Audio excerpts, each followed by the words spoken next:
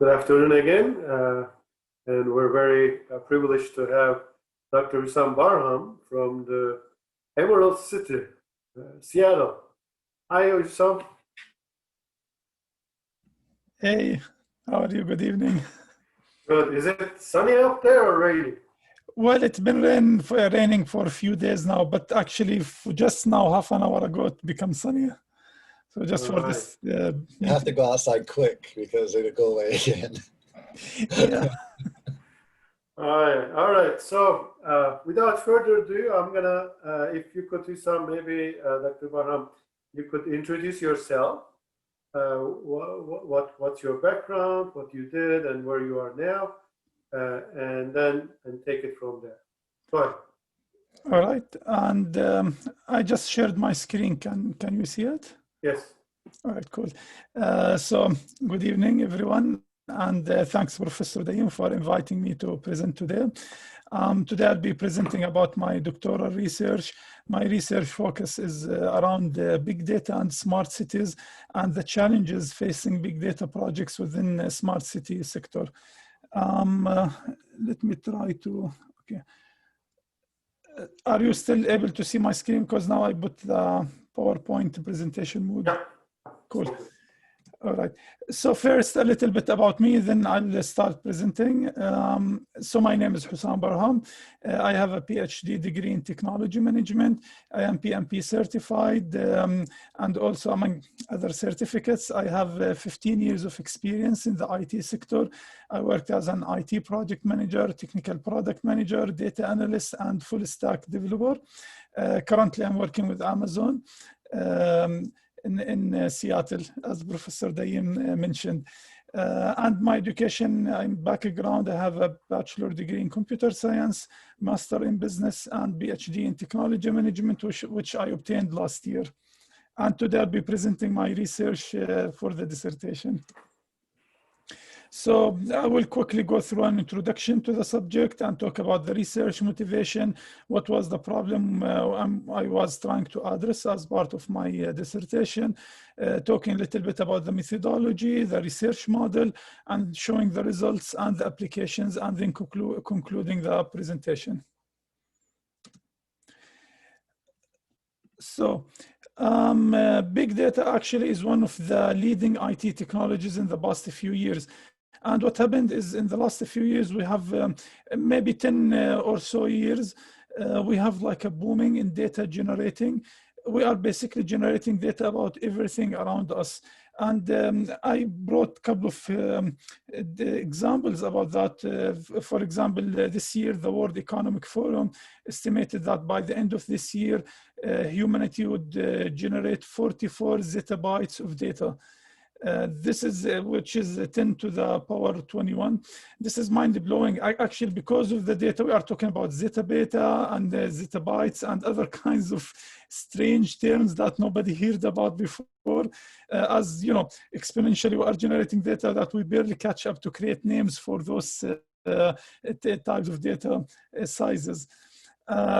Another interesting fact here is, or example, is a nice study in 2017 by IBM that showed in that particular year, 90% of all the data generated across the globe was just generated in the last 2 years, 2016 and 17.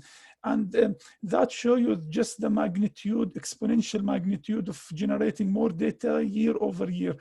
And with this flood of data, the IT sector reacted like, how can we make benefits of this data? How can we understand it? How can we analyze it, make sense of it, and then try to glean insights and analytics on top of it? That's why the big data as a sector emerged in response of this phenomenon, trying to leverage this data to enhance our ability to make decisions based on true analysis and correct analysis of data, I would say, among other things.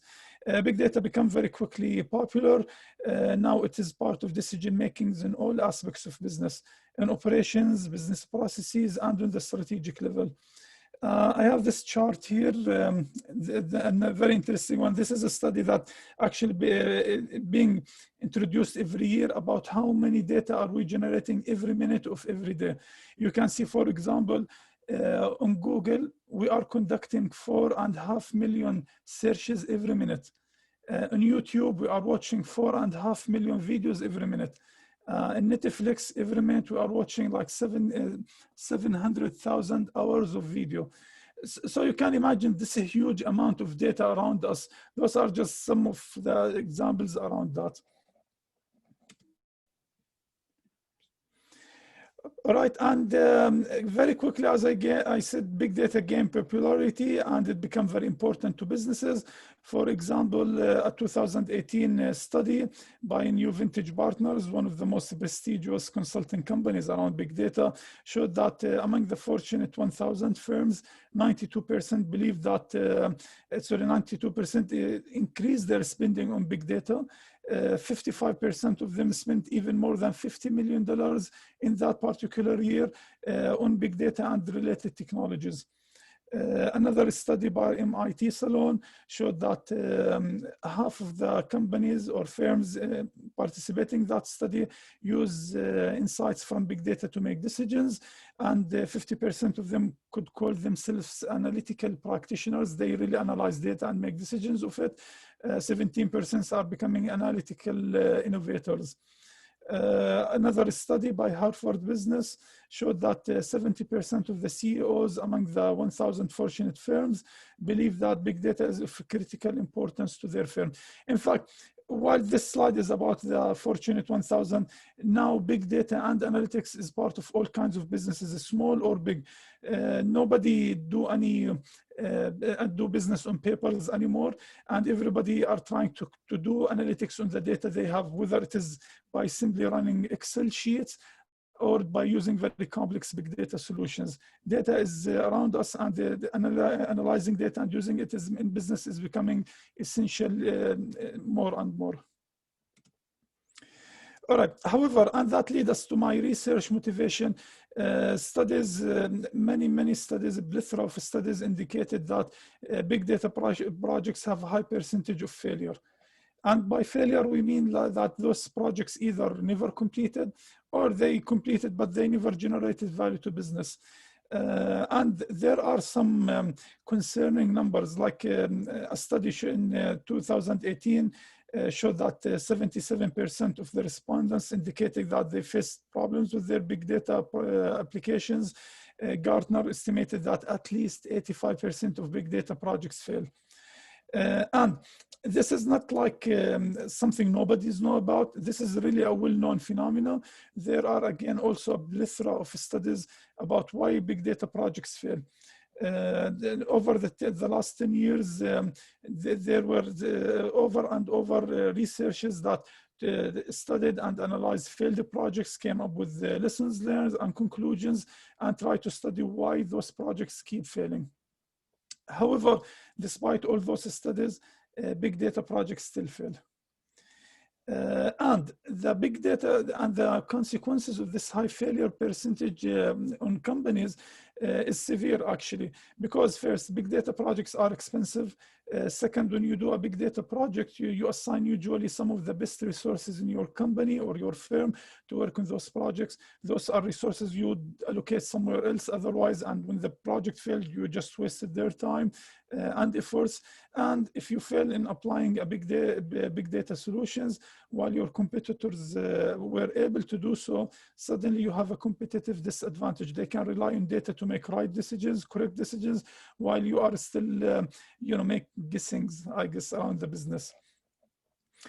So the problem statement of my research is basically, in a simplified manner, is for any organization interested in doing a big data project, how can we first identify what might be potential failure reasons before even starting the project? How can we assess how ready are we against each of those potential failure reasons, and then trying to identify corrective and preventive actions that we can take even before starting the project to increase our chances of a successful project. And the way I'm proposing this is to find a way, a model where we can leverage the lessons learned from previous projects as well as experts in opinions and experience from the field to be able to provide a robust way to prepare for a new project and not just keep repeating the same mistakes over and over. Now, big data applications are almost in all sectors: economical, social, government, academia, you name it. I mean, to be more detailed, if you talk about healthcare, banking, government, manufacturing, telecommunication, everywhere we are using big data. So to build a general model as part of my research, that's really huge. I decided rather to focus on one sector and then build a model that could be generalized later on to other sectors. So my focus was on smart cities. And the reason for that is first, big data plays an important role in the smart city sector. And also the challenges facing big data are really evident in that sector. And also, when I said the challenges, I mean, smart cities are solutions implemented by cities. And usually typical cities have limited budgets funded by taxpayers, and that means you know, the failure of such very expensive projects is more of a consequence to them than, for example, a very rich company who could just repeat the project after failure. So what exactly I am talking about here? What area I'm targeting as part of my research? So typically when we do a project, it goes into two phases, two major phases. The first phase is the project selection phase. Is the phase where we saying that we have a need, we have a challenge, we have a strategic goal we need to achieve. So what kind of projects we need to do to achieve that goal, or to bridge that gap or fix a problem we are facing. So that's part of project selection. We identify those projects we need to do, then we evaluate those projects against the portfolio of projects we are currently doing to see which project to give priority to.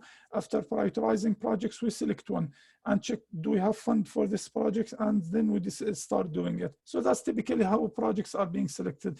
Usually that lead immediately to project management. You initiate the project, and then the project go into a sequence of planning, controlling, executing. That's if you are going through the agile approach. Waterfall, it will be planning, then executing, controlling, then you close the project. So what I am proposing as part of my research is to interrupt this process between project selection and project management, is to conduct readiness assessment. So we decide that we need a project, there is a gap. We know a project that will address this gap. We have fund for this project. We have a priority for it. Before we start the project, I'm saying, hold on, let's stop and assess if we are ready for this project, for this big data project. Let's see if, as a city, do we have the capabilities to do this project?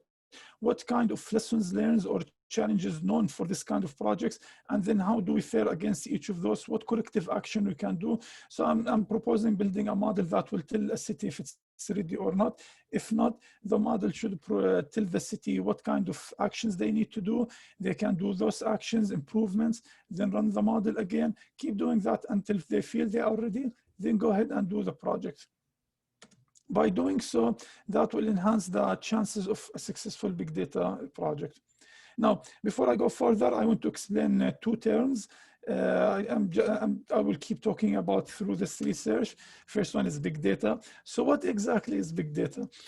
There is no unified definition of what exactly is big data, but if you go through the research and the industry publications and how also IT vendors talk about it, you could divide big data into three things when people talk about the big data. First, talking about big data as an entity, meaning data that is big. What do we mean by big data? Why do we characterize data as being big data? It's because of the attributes of the data.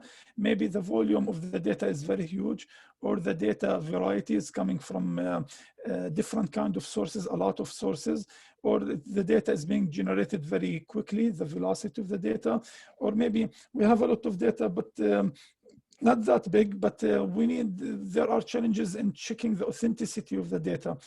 Also, there are challenges around if I have a huge data, but how can I find the value inside this data? So data that's characterized by challenges around its volume, variety, velocity, veracity, value. In fact, there are other V's. Obviously, the English language have a lot of V words. But when you characterize big data as data that with those characteristics, we call it big data. And usually under that definition, data would be structured or unstructured, coming from internal and external sources, but it's multiple sources of data. The second definition of the big data, or when we talk about big data, is big data as a process. This is basically an IT software system, building a big data solution. When we use that term, big data solution, it's basically an IT solution that acquire data from multiple sources that have different structures or no structure at all, aggregate this data, cleans this data, and then store it in a way that allow it to be ready for analysis and prepare it for analysis. So this is what we call a big data software system. And to do that, we need to conduct a big data project. So when I say big data project, this is actually what I'm talking about. It's a big data project that meant to build a big data software system to add that to the capabilities of the organization, so the organization can capture the data and analyze it, prepare it, and make it in a form that we could make sense out of it.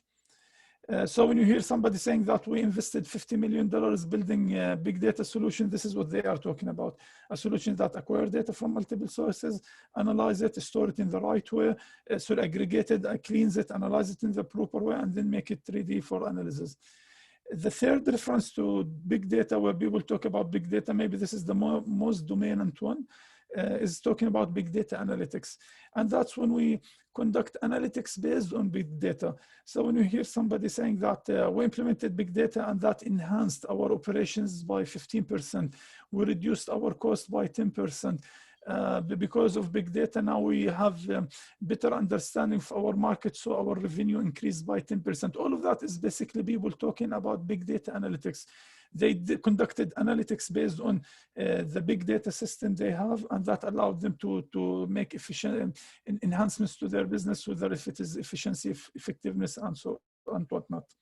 So in this research, my target is big data projects that aim at building a big data software system into an organization, into a city, in the concept of smart cities.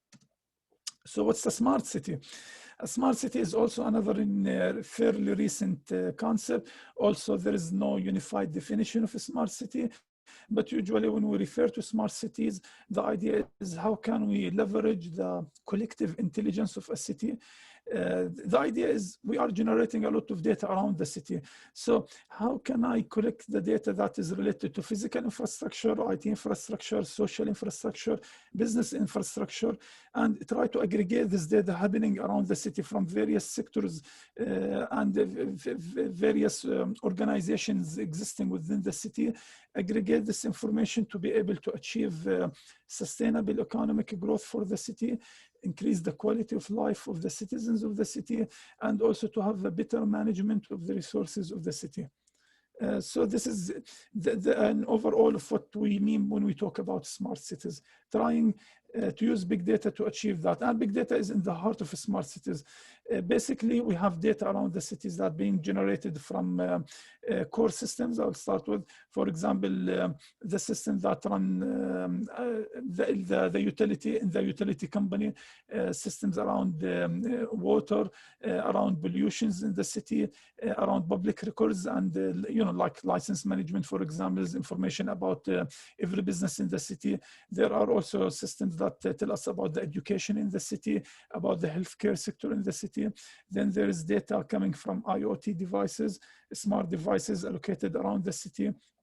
A good example of that is when we have the high, the smoke because of the fire recently in the Pacific Northwest. We have a lot of sensors across many cities in the Pacific Northwest. So we were able in real time to get how polluted the air is and what is the air quality within each zip code within the Pacific Northwest. So that was because of a lot of IoT devices, sensors across the Pacific Northwest. There are also informations that pertain to the city in social media.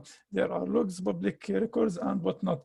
So When we talk about smart cities, actually, how can we take this data from all those various resources, but then aggregate the data and make it like the sum is larger than the subcomponents, if you will, and being able to create analytics and insights that, again, allow us to have better economic growth, enhance the quality of life, and wise management of resources.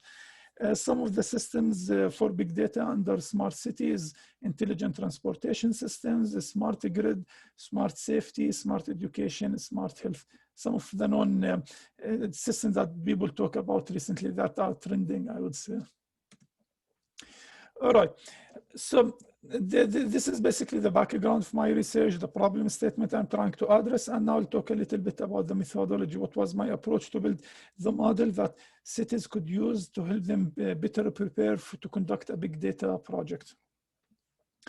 My methodology, and this is a little bit more academic, deeper academic for if some of our audience are from the industry. So I'll quickly go through that. This is basically how you conduct a PhD research in general. First, you conduct literature review. You find out what is currently being researched and being analyzed and being talked about in academia and in industry about your subject of the research. So that was the first phase I conducted. Then that led me to the second phase. Based on the findings of the first phase, I developed my initial model, which is called an HDM model. Talk about that a little bit in a second.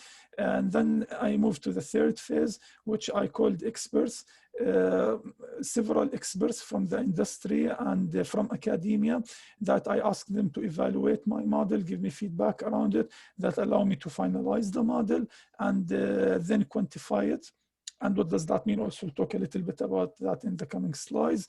And then I analyze the results and draw conclusions, which mean, and I was able to, I tried, and I did actually apply the model with the city of Portland and draw conclusions from using the model for them. So that's the methodology of my research. And this is a generic methodology of how you conduct PhD research. My main methodology to build the model. So this is the research methodology. This is the tool methodology, if you will, to build the model, which is HDM. HDM is a hierarchical decision model methodology. It's basically a way to present various factors. When you have several factors affecting your decision, and those factors are complicated, there is they are also contradicting sometimes, and they have different weights. Then you need a hierarchical model to present those factors. And as I said, the first step in my model is to identify what are the factors that cause big data projects to fail, and then see how can I build a model on top of that cities could use to assess their readiness. So to represent those factors that might cause a big data project to fail, I used again the HDM methodology. One of the nice things about this methodology is you can call experts to validate it, and it also transforms their subjective judgment into quantitative values. Also, I combined that with desirability curves, which I will talk about a little bit in the coming few slides. One of also the nice things academic-wise about HDM methodology is you can verify how robust your model is by as it provides several tools to do that, doing what we call disagreement analysis, inconsistency analysis, and sensitivity analysis. All right, so what was the research model? As I said, I conducted first an extensive literature review, reviewing all the publications related to the failure of big data projects, why those projects tend to fail. And I found and identify several reasons or factors that we could say they are the most dominant in causing those projects to fail. I divided those into 4 categories. There are reasons related to people, reasons related to technology, reasons that are legal in nature, and reasons related to the organization itself. In terms of peoples, one of the biggest problems facing big data projects is data science, the shortage of data scientists. Data scientists are people who are savvy in IT, savvy in statistics, savvy in business. it's hard to come by those people, but those are the people who are telling you that's supposed to tell you what kind of data you need to collect, and then tell you how to analyze the data, then tell you what insights you create out of this data. There is a huge shortage of those people, and they are core component of any big data project. We found that while doing the literature review, that employees' technology skills is one of the challenges that could face big data projects, because there's this known concept in IT, garbage in, garbage out. If you are not feeding correct data and the right data to your system, you cannot really make any analytics out of it. Also, management analytical skills. If top management and your management don't understand much about analytics or don't like to use it, they prefer to use their guts, then why to bother and build those expensive systems? In terms of technology, there, of course, it's an IT sector, and definitely there are some technology challenges around big data. Some of them around the integration of data. When you bring data from multiple sources and you try to integrate it, there are many challenges around that. Also, data availability. You need the data at the right frequency, and that's not always there. Also, just to decide what data to collect, we have a huge amount of data generated about everything. Collect more data than what you need, you are spending money. Less data than you need, you are losing insights. Also, the solutions in IT around big data are still not mature enough. So we have also the complexity of technology solutions issues. Legal perspectives. First, part of that is external sources of data. For big data to make sense, you need to pull data from different sources, internally and externally. But what if you have access to 95% of the data, but then there is one source from outside that only own 5% of the data, but that's the glue that link all those sources. If they refuse to share the data with you, then there is no point in doing your project. Many projects fail because of that, because missing some critical elements that owned by other entities. Data ownership is another problem. Some external entities are willing to share their data with you, but they will say, we own the data, we will not allow you to share it with others, even if we share it with you, and that makes the data useless. Data privacy and security and privacy. That's one of the things that really emerged recently in the last few years. If companies and governments are misusing our data and we don't trust them with our data, then we'll not share our data with them, and then projects will fail. There are so many examples about this. You can build a very nice solution that is really effective, helpful for your business, but it will expose people identities. People will take you to court and will force you to shut your system down. If there is some time at the end of the presentation, I could go with, I can give some examples about each of those factors for anybody who is interested. From organizational perspective, one of the most important things when you drive a change in an organization is to have management support. Big data results in a huge change in the organization. Now you are dependent on analytics, and you are asking especially middle-level management and top management as well to start doing decisions in a new way and to add new homeworks to their already crowded schedules, which is going through analyticals to try to understand the charts and analytics generated, and people will show you resistance. That really kills many projects. So management support is really important in clearing those barriers. Data strategies and governance. If you don't know what data you own and who have access to it, you are wasting your time, and most likely you are in your way to fail. In fact, there's this interesting study that showed that in most organizations, 90% of the data is being accessed by people who shouldn't access it, while 90% of the time of data scientists and the statisticians and business analysts are wasted finding sources of data rather than doing real analytics, because nobody knows where is the data or what does it really mean. Clarity of objectives is something really important. If you don't know why you are doing the project will go nowhere. Many people do projects, especially in the IT sector, just because it's a hype. Everybody talk about big data, we jump and do big data. But why are you doing that? What kind of problem is answered? No, it doesn't matter. Everybody do it, let's do it. Then most likely your project will fail. So that was my initial list of identifying first what are the reasons that might cause a big data project to fail. But as I said, this is a PhD dissertation, and there should be an academic rigorous about the results. So first, it's not enough that I say that I did the literature review and I believe those are the reasons, that main reasons that cause big data projects to fail. I need to confirm that this list makes sense or not. One thing also is how to identify the relative importance of each factor. So those are several factors. They are not equal. Not the same. It's not like data scientist is as important as, for example, data availability. Each one is, some of them are more important than others. So how can we identify that? And finally, how can we measure our status or our readiness against each factor? It's not 0-1. You cannot just say that we have data scientists or we don't have data scientists. It's never like this. In most organizations, you might have business analyst people who somehow could, to a degree be data scientists. Some organizations will have software engineers who have good statistical background. Some organizations will have data scientists, but who are not specialized in that particular project topic. So it's usually, I am 10% ready against this factor, 70%, 60%, but it's not 0. It's not you have it or you don't have it. You have something in between. So how can we also measure that? So those are the missing things from the initial model.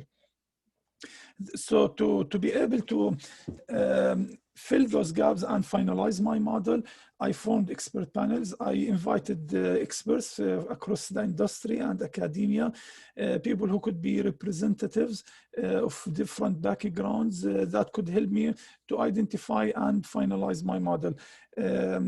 In fact, I identified people with different roles, people who are IT project managers, people who are software engineers, who are business consultants, data scientists, academic researchers, business leaders in the IT sector, and management level public employees to participate. And I created 12 panels. 6 panels were used to validate the model. 5 panels were used to quantify the model. And by quantify, I mean to say which factor is more important than which factor and by what degree. Then I also have a final panel that validate the case study. So the last step of this research was, after the model was finalized, is I applied it in real life in coordination with the city of Portland. So I also have a panel to evaluate the results of that application. All in all, 480 experts participated in my research, and they represented all the identified background. I defined those people using different techniques like snowball, personal connections, conferences, social network analysis, and so forth. With this number of and different backgrounds of experts, I can go ahead with confidence based on to generate results for my model. So the first step, working with the experts, the first 6 panels of experts were to validate the model. Are the factors that I'm claiming are the most important factors affecting big data projects are or not? So my main question is, you can see it in the blue box in the top. Is the city ready to implement a smart city related big data projects? What are the factors and perspectives that affect that? So the experts actually approved my model, but then they made some changes to it. First thing is expert identified in the term of technology that it is important that data integration and processing the same time. The challenges around data is not only how to acquire it from different sources, but rather how to also process it internally. Also, my experts stress the problem of infrastructure readiness. If I am a smart city, I am applying a new smart city solution around the transportation, where we need to study traffic and came up with the smart ways of how to plan the city streets. And to do that, we need to implement sensors around the city to capture data around our traffic. But those sensors, for them to be able to send data back to the center, they need 4G. if the city doesn't have enough 4G points, or maybe underground fiber optic network, then you cannot have sensors and generate data in the frequency you are looking for. So infrastructure is becoming an important challenge in technology. I added that. Or there is one I missed here, under people, public acceptance is something also many experts stressed about. It's very, very important. If people perceive the project you are building as a project that invading their privacy, the project will not go ahead. It doesn't matter if it's not. If people says, oh, the city of Seattle started this project and they are planning to spy on us, it doesn't matter how much the city says about that and provide the evidence. Since people decided that they are spying on us, the project will not go anywhere. Yeah, it happened before. There was this nice case in Seattle, actually. They put some normal cameras. They are not smart. They are collecting no any kind of data. They just put those security cameras on several streets of Seattle. Somebody says this is a smart city solution and they are spying on us. Suddenly we have a protest around the city and people saying, sending letters to the mayor, and it became a big deal, and they have to remove those cameras. They told people those are just security cameras. Nobody believed them and they have to remove them. When it comes to the legal perspective, I just changed the labeling, saying that one of the problems facing big data is policy and regulatory issues. And I will stress on that a little bit in coming slides, but the idea is that this is more specific to smart cities than big data in general. Sometimes to move on to big data and start to collect data and store this data and handle it in government sector, you need to change your regulations, and that could be super slow. Also, there are things like, for example, the GDPR in Europe. So there are some regulations about what you can collect and what you cannot and how you should handle those. So when you are building a project, you need to see, are there any policy and regulatory issues that will not allow me to build the project or not? In terms of the organization, two things the experts stressed on is first, return on investment. Now, this is government, of course, and it's not for profit, but return on investment is also still a valid concept here, but it's more of logical one. Like if you go to the city and says, hey, this project will cost us $20 million, but it will reduce the traffic jam in the city by 20%. So that's your return on investment. When you present your research and your project in this way, this is how you could get approval from management, and people will be willing to fund your project. You just say, oh, it will cost $20 million, it's a fancy project. Well, that's a huge amount of money, will not give you that. But you say, no, there's a return on investment. It will reduce the traffic jam, and we have a huge traffic jam issue. People will be interested to support you. Another problem facing especially government is long-term funding. So big data projects are expensive to implement and expensive to maintain in terms of infrastructures and IT personnel. So it's not enough to say that this project will cost $20 million and we have $20 million to do it this year and next year. You need also to think about what is the operational cost of this project and for the next maybe 10 years, and do I have fund to do that or not? Otherwise, we'll build this fancy, nice project, and as soon as you go to operation, you will just decommission it simply because you cannot afford to run it. One example about this that's not IT related, I remember in Oregon when I used to live there, they built this hospital, psychiatric hospital. It was edge of the art, nice hospital that's supposed to help people in that, and it's missing in the state. They don't have such hospital for mental illness, and it cost them a lot, and they just operated for just 6 months. After 6 months, they have budget issues, budget cuts, and they have simply to shut down the hospital. So, you know, one of the things to think about in government while building a project is not just the immediate cost, but also, do we have fund to continue operating the project or not? Otherwise, the project is doomed. So now I finalized my model, identifying all the factors that perceived as the most important factors affecting big data projects. The next step was to identify the relative weights. which one is more important than which ones. So HDM methodology I am using include a mathematical way to convert the subjective opinion of experts into quantitative model. Maybe there's not enough time to talk about that here, but for people who are interested, it's using what we call pairwise comparisons and the constant sum approach. We can validate the results using inconsistency and disagreement analysis. End of end, after collecting feedback from the experts, validating the feedback, conducting my analysis, I came up with the final weights that identify the relative importance of those factors. So you can see first, experts identify factors related to people as being the most important factors. They give it 30% of the importance. Then legal factors, then organizations and organizational, and the least ones are technology. In terms of the factors themselves, data scientists and data security and privacy were identified as the most important factors. Public acceptance comes third, and then it goes.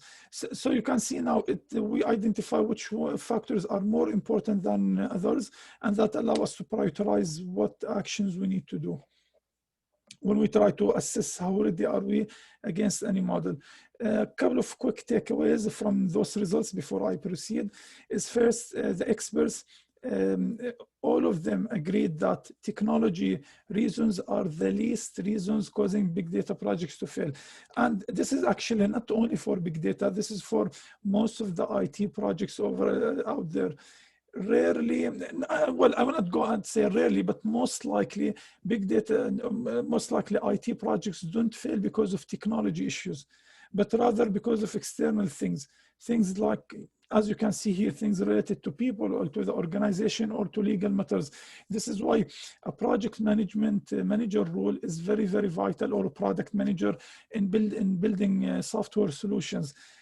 Because those people need to handle all the external factors around the project, not only the technology things internally that software engineers can do. Some engineers think that if I am smart enough and I know all things about the technology, whatever I build will be successful, and that's not true. Because again, things could fail simply, a big data project could fail simply because people think it's bad, despite it's not. Just somebody said that and you fail in your PR to convince people otherwise, your project is over. If you fail to convince management to fund your project, it doesn't matter how important or how valuable the project, they will not fund it. If your project breach security or privacy of people, even if it is the most important, smart and page turner, whatever is that project, still it will not go ahead. So that's the first takeaway. Second takeaway is that people, actually experts, identified the clarity of objectives and return on investment as more important than management support. And I found that to be curious because most literature point out that the most organizational factor when you drive a change in an organization is management support. Without management support, you cannot do anything. So I conduct series of interviews with experts after collecting the data through surveys, discuss this matter with them. And the insights they give me, actually, I found to be interesting and make sense. How do we gain management support? So if you go to management with a clear objective, you are proposing a project where you have a clear target. I want to reduce traffic jam in the city. And then a clear return on investment. It will cost us, again, $20 million, but it will reduce the traffic jam by 15%. When you come to management with those clear statements, of course, you should have a clear plan that shows that this is really doable or not. But when you put these kind of statements in your executive summary, when you introduce a project to management, management will be definitely in favor and will be interested in supporting your project. Otherwise, you might not get management support, or they might not feel that this is as important. So really, clarity of objectives and return on investment, especially in government and in all sectors, are things that are overlooked and should always be something to care about as a project manager when you are trying to convince management and try to gain their support. There are some other insights that we'll talk about later on, but maybe those are some of the most interesting ones here. Just right to the bottom, just having the weights. Next step, as I said, is it's not only in my model, we are trying to identify what are the most important factors causing big data projects to fail. The idea is how can we prepare for a next project? How can we leverage the lessons learned from previous projects so we would be better prepared when we do new project? So the next step in my model is how can we assess our readiness against each factor, against each of those factors. So to do that, I use another tool in my methodology tools called value curves or desirability curves. It basically saying while it looks complex from outside, it's really a simple concept. It's basically I'm asking a question against each factor, saying what is meant by this factor? What would mean that I am ready for this factor? For example, for data scientists, my question would be, what are the analytical skills a city has? So when you want to evaluate if you are ready for this factor or not, the question you need to ask is, what analytical skills the city has? And then I identified with the work with experts, several answers and give scores to each answer between 0 and 100, saying that some cities would typically have no analytical skills whatsoever. So they will score 0 against this factor. They are not ready at all. Some cities would have software engineers with some statistical skills, and that means they are 20% ready for this factor. Some cities might have business analytics, analysts, people who have statistical skills and some IT background. Well, that means they are 40% ready for this factor. Some cities might have data scientists actually, but who are not strongly related to the subject of the project itself. That means 70% ready for this project. Or no, you have data scientists, a person who is really strongly experienced and related to the project goal, then you are definitely ready against this factor that is a critical factor causing many projects to fail. And as you can see on the right side, I went for each of those factors here. I designed the questions by talking with experts and then identify categories against each question and giving scores to those categories. So how does that help us evaluate a city current status and if they are ready to a project or not? That's how we apply this the model. So the model is ready, and I will show you how to apply it and how this desirability values or curve values concept is really helpful. So first, before talking about that, I need to apply the project somewhere. So I worked with the city of Portland. City of Portland is actually one of the leading cities across the US when it comes to smart city. They run several initiatives and many cities across the nation are looking at them, and they have many success stories and awesome profile in this manner. I chose 4 projects they were working on at the time of doing my study to apply the model to and see how the model would tell us if the city is ready or not for each of those projects. Just to give you a quick glance that will allow you to understand what kind of projects are going on there. One project is called the Traffic Safety Sensor Projects, or the IQ Center. This project is basically where City of Portland, in coalition with several IT companies, are installing smart sensors on traffic lights, on light, on street lights that will allow them to measure traffic within the city. But when I say smart, that means those sensors could identify, are you a person or are you a car? Are you a motorcycle? If you are a person, are you a pregnant woman? Are you a family? Maybe you are a blind person. It can also say, are you a speeding car? Are you a slow car? Are you a truck? Are you, maybe a motorcycle, or are you a bicycle? And it can link that with other interesting factors about the time of the day, temperature, other things, to be able to really have a smart map of what's going on in the city and from traffic perspective. There is another project called air quality sensors. They installed several air quality sensors across the city. Again, when we had the fire seasons last month, if any of you checked one of those apps that show you what's the current pollution and air quality levels in your zip code. Most likely, if you are in Portland, you were getting the data from one of those sensors. They also run an ambitious projects where in Portland, they have streetcars. So they have this project where streetcars actually talk to each other electronically and talk to the center. So each streetcar will tell the other cars, I am going from this street. I am now in this place. If you are coming from the other side, just know that, you know, I'm coming here. I will stop at this point. So don't stop if there's a traffic light to synchronize movement and whatnot. And this is a preparation for autonomous cars, actually. And there is this pollution prevention project, which is basically a project that used a lot of data coming from trucks. So we have devices installed on the trucks that will tell us for commercial trucks about the movement of the truck, about how much diesel it's consuming when the engine is idling, meaning the truck is running, although it's not going anywhere, and how does that affect pollution, and then build the analytics on that to tell distribution centers and commercial fleets how to change their drivers and fleet behavior to reduce diesel consumptions and polluting the city.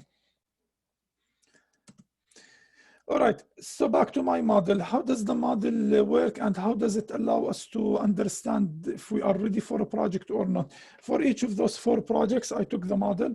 First, I asked the questions that I assigned to each factor. I sat with city officials along with the people who are actually managing those projects.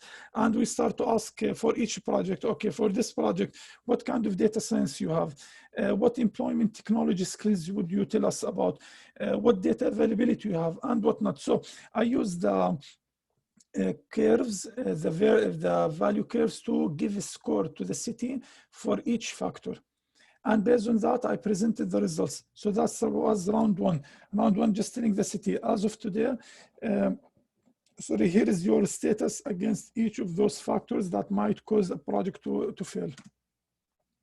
So value curves allowed us to score each project. Like we'll ask you, the business people or people who related to that factor, a couple of questions, and based on that we say, oh yeah, then most likely you are 20% ready against this factor or 30% ready because of 1, 2, 3. And that will allow us to see how much are we ready against each factor. Here are samples of those results. You can see, for example, for the project 1, which is the traffic safety sensors. First, here are the weights identified by the experts for each factor. Remember when we said that factors are not equal, but rather some of them are more important than others. So again, here are the weights. Then here is the score that came from value curve by asking the city officials the questions and finding out how the city is ready against each of those factors. And then to give the city a total score, telling the city what's their score readiness for this project, I might multiply the weight of each factor with the value that we give this factor, and that come up with a number. We aggregate those numbers, and that tells us that their readiness, for example, for this project is, as you can see down there, 52.9 out of 100. This means that, of course, the number by itself doesn't mean much, but rather it's telling us there is 48 points opportunity of improvements.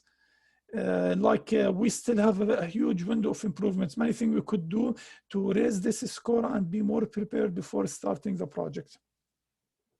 And that went to all projects.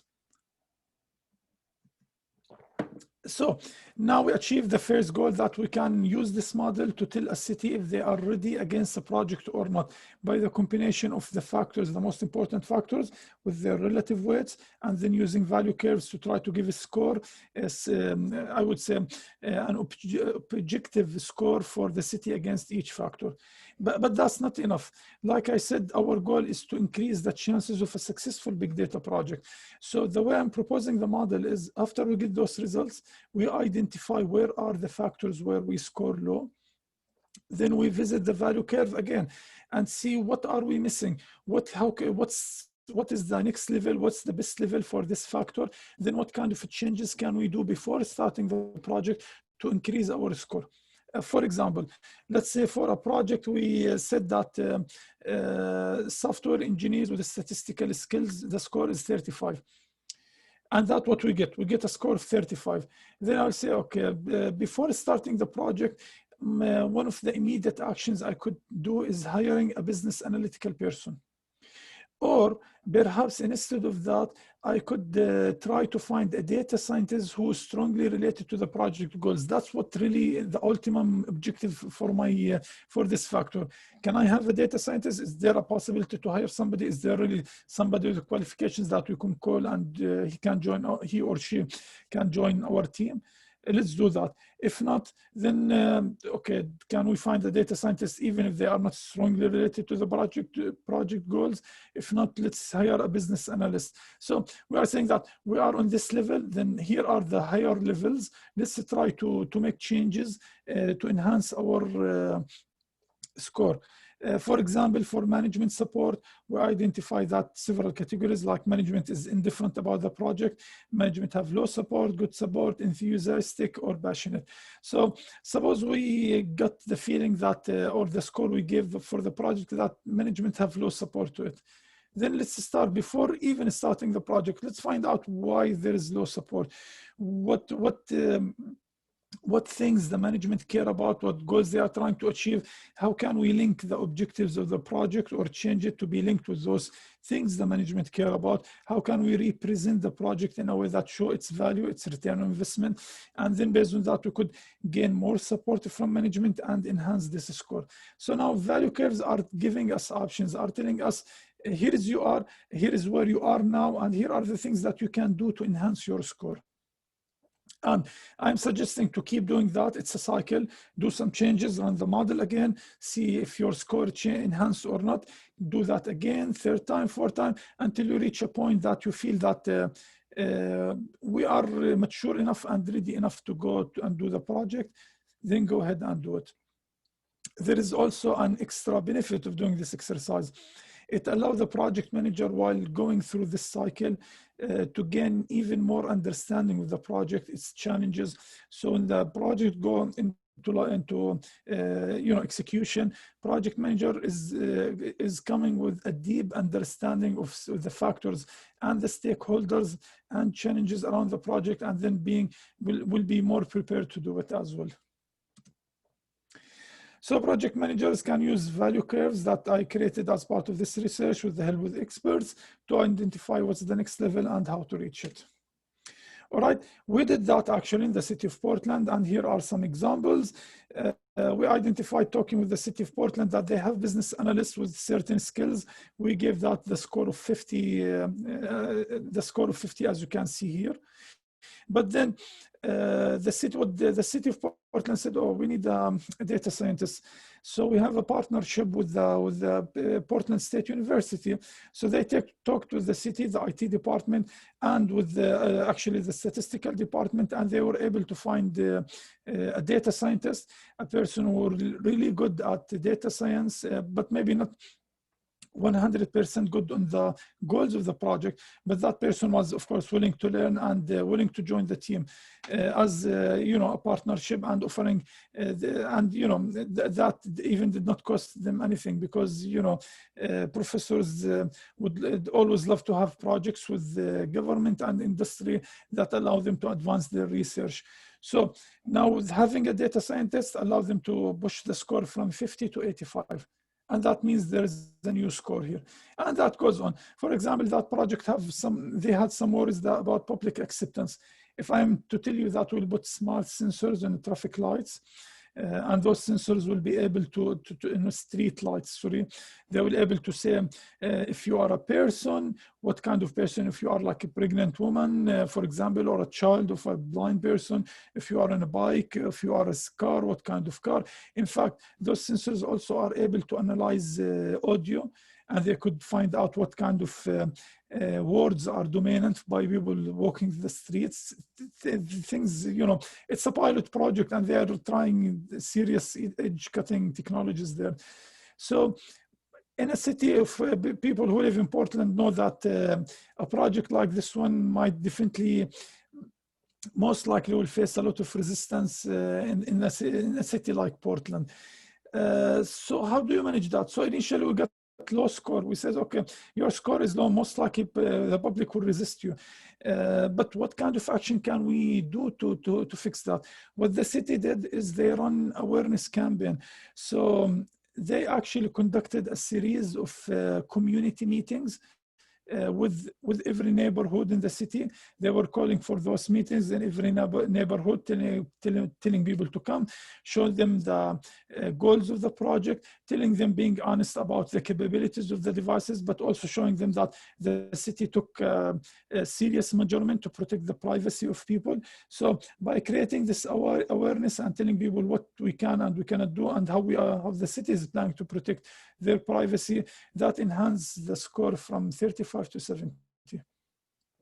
So you can see those are some of the examples of how the continual cycle here, the continual cycle here going until you reach a point where you feel the score is increasing enough and you are ready to go ahead for the project. But after the first round, the score increased from 52 to 66. You will never reach 100, of course, but you can keep doing this until you are more confident that you are ready to do the project. So by that, I was done with my research because the model is ready, the model is tested and validated. And pretty much that's my dissertation research. Then I wrote the dissertation presenting all what I just show you guys.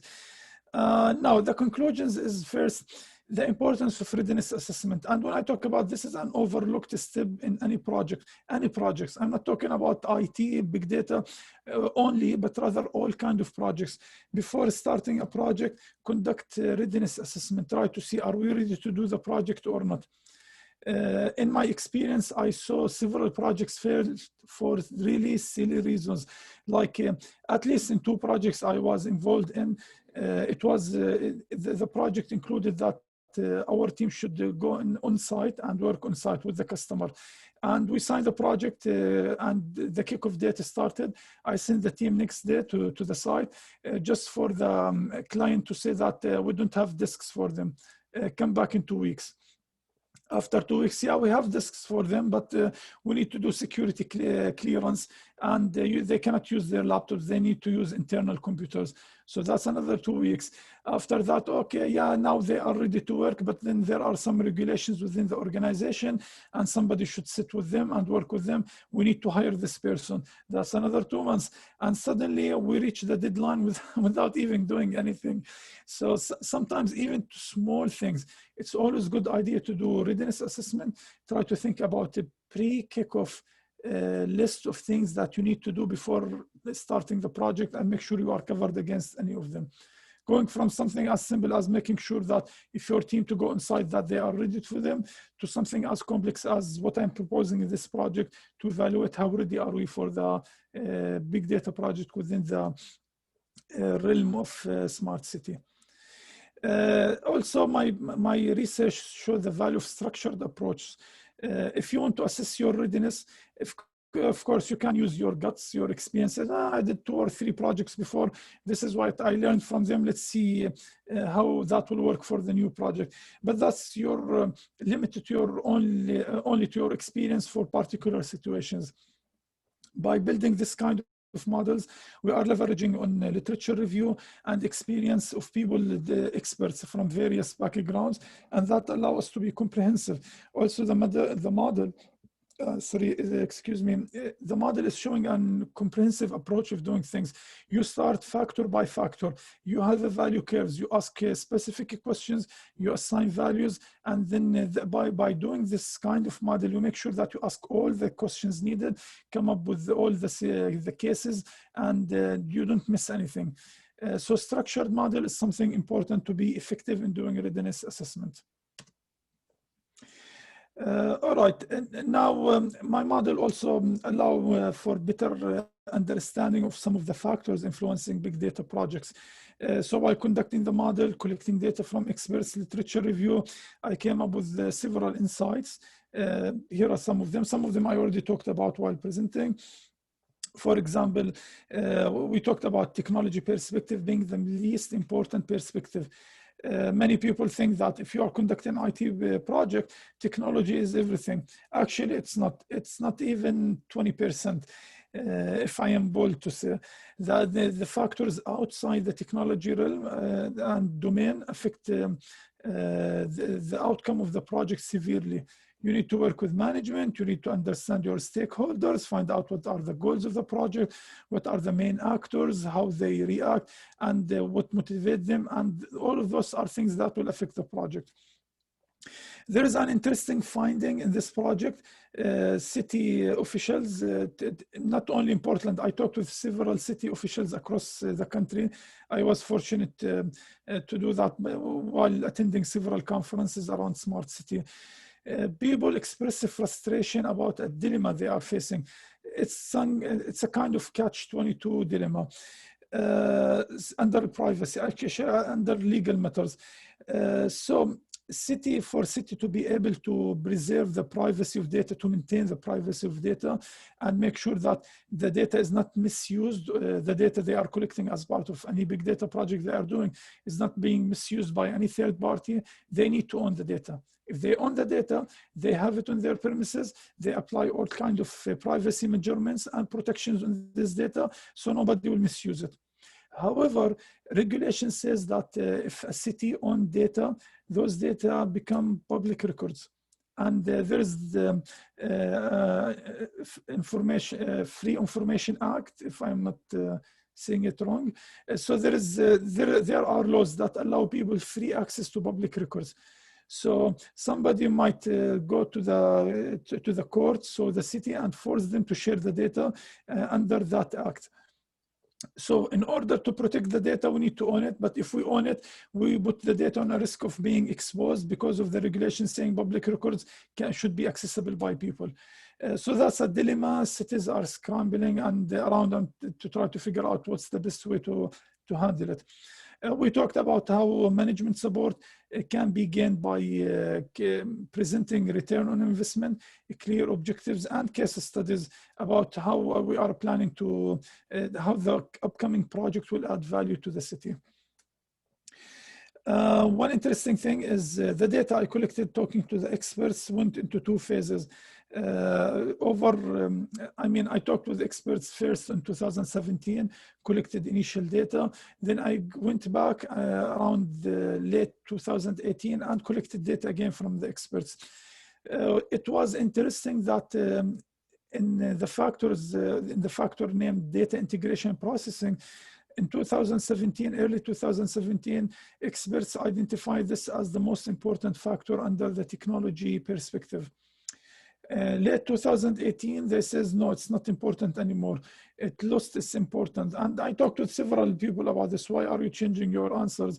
And they indicated that we understand more about data integration, the technologies and tools that allow us to collect data from different sources and handle the metadata and the aggregation and the cleansing of this data enhanced severely in the last 2 years, and that reduced the importance of this factor. And that shows you that, and this is a fact for anything related to IT, that things are dynamic and keep changing. Public acceptance is a very important factor for big data projects, and one way to earn that is what the city of Portland doing, which is community engagement.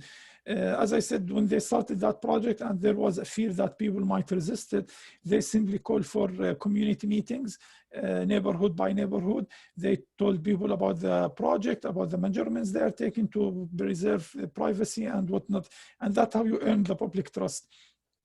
Another way other cities are doing that I learned about by talking to them is actually they hire marketing people. Some cities have a marketing department with marketing people. When they start projects, they run real marketing campaigns to tell the people about those projects and win their approval or acceptance for those projects and create awareness around it. When you do a PhD dissertation, you need to show what is your research contribution.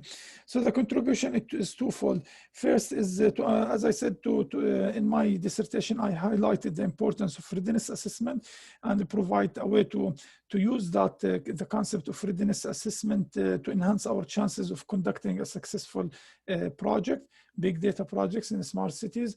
Also, my research revealed several insights about the challenges facing big data. And then there are contributions to practical contribution. So the model in front of you is the model that any city could take as is today and start running it to evaluate and understand their projects. And keep conducting the cycle of readiness assessment for each cycle until they are ready before jumping in and do the next project. So what kind of future research could be built upon this, upon that research? First, as I said, there's this dilemma of data ownership. This is an interesting subject. Something might be, if somebody is doing public research, public studies, this could be a very, very interesting topic to cover and figure out how can the city maintain the ownership of its data to achieve privacy while in the same time adhering to public records and regulations and whatnot. Also, as I said, we know that management support is really important for any change in the organization. Many studies says that, including a study that I conducted with Dr. Daim, actually. But it's less known, it's less studies or discussed the fact that things like presenting return on investment and clear objectives and case studies to management could achieve or gain management support. This could be a nice something, a nice search topic, conducting a survey, talking with experts, collecting data, and then present results around this topic. Yes, also about how to gain public acceptance for these kind of projects by marketing, community engagement. The model can be expanded to further to other disciplines. So by doing this model, I show how it is. It can be used for smart cities, but this can be applied anywhere else, like healthcare, marketing, academic research, and banking.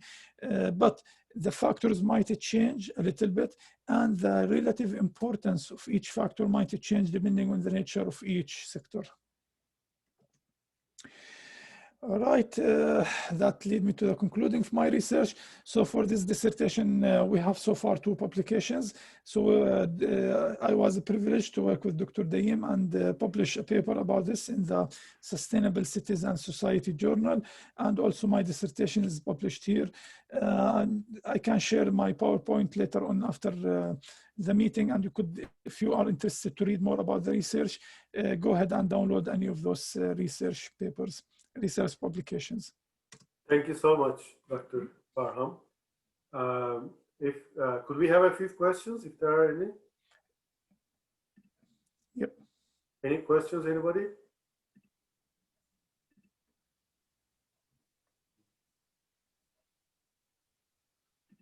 Well, I'll ask a question.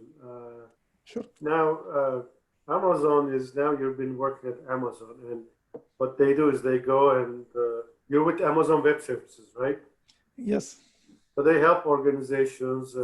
So do you think that, I mean, this type of model would be useful where you're assessing when they are putting these web services in place, they should have some readiness. Do you think that type of a model or modified version would be useful at Amazon? So the first thing, and maybe I forgot to say that at the beginning. So Amazon always asks me and others when I go and to do public speaking is to remind everybody that whatever I say is my personal opinion. They don't have issue for me to say anything about anything. It's just that I should remind people that whatever I say is my personal opinion, doesn't represent the company. So with that cleared away, yes, this model definitely can help Amazon. I mean, Amazon heavily use big data, but they are really, really expert at that. They've been doing that for so many years. They are using big data around supply chain. They are using big data around consumer behavior. I mean, Amazon motto is a data-driven company. So they really do everything based on data. And those model, I mean, they've been doing big data for many years now. They have a lot of experience. Sometimes they fail, sometimes they were successful. They have an awesome experience, but definitely a model like this would make their life easier in some of the projects. And as Amazon is going into so many sectors, expanding their scope, this could be a nice model to use on the new projects they are, or new business ventures they are acquiring. Thank you. Chip, you had a question? Go ahead. Yeah, real quickly, the AQI sensors that were used extensively during the recent fires, it seems as though they had been put in place some while ago. Were they installed subsequent to a big data study like this? No, actually, it went into two stages. So yeah, there are some original sensors that before any big data initiative. Some of them are here, are in the Pacific Northwest and around Portland for many years. This initiative was about something else. So those sensors are super expensive to acquire, to maintain, and to handle. So this big data project was around trying to use cheap sensors, by volume. They were toying with the idea that I can bring very cheap sensors, put a huge amount of them everywhere, acquire the data from those, and compare the quality of data we are getting from those with the very expensive high-end sensors. So yeah, the chances is when you were getting data quality, numbers from any of the apps, government apps that do that, some of the data are coming from the old expensive ones or from the new ones that they tried with this project. Thank you so much, Husam. Sure. So thank you, everyone, and thanks for taking some time and joining. And we will post the recording soon on the Google Drive as well as on LinkedIn. Thank you, and have a great day, everyone. Thank you.